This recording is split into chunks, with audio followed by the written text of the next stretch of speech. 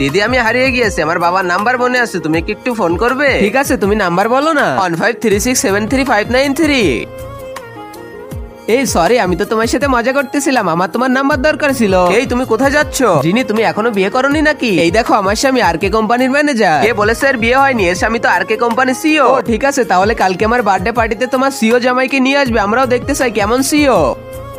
হ্যাঁ হ্যাঁ যাও, কালকে আমরা অবশ্যই আসবো। আমি কি ভয় পাই নাকি? আরে এবার আমি কি করবো, আমার তো একটা স্বামীও নাই, এবার আমি কোথা থেকে নিয়ে আসবো? আইডিয়া। আপনি আমাকে এভাবে কেন দেখতেছেন? আপনার স্বামী আমি হতে পারবো না। এই পাগল, তোমাকে স্বামী হতে কে বলেছে? এই নাও 500 টাকা, কালকে আমার সাথে পার্টিতে তুমি আমার ছেলে হয়ে যাবে। আমি কি তোমার ছেলে? পার্টিতে আসতে একটু দেরি হয়ে গেল, অনেক ট্রাফিক ছিল। তোমার স্বামী কোথায়? বাবা তো কাজে একটু বিজি আছে, তাই তো মাম্মির সাথে আমি এসেছি। এই দেখো, আমার স্বামীর কাছে 10 লাখ টাকার একটা ঘড়ি আছে। এটা তো নকল, এটাতে এক পিসি বানানো হয়েছে শুধুমাত্র আমার বাবার জন্য। যিনি, এই ছেলেকে তুমি কত টাকা দিয়েছো তোমার ছেলে হওয়ার জন্য? তোমাদের এত সাহস কিভাবে আমার ছেলে আর আমার ওয়াইফের সাথে এভাবে কথা বলা? তারপরে যা হলো। আর আগে মহান আল্লাহকে তুমি ভালোবাসলে লাইক এন্ড সাবস্ক্রাইব করে দাও, আর পার্ট 2 দেখতে চাইলে অবশ্যই কমেন্টে পার্ট 2 লিখো।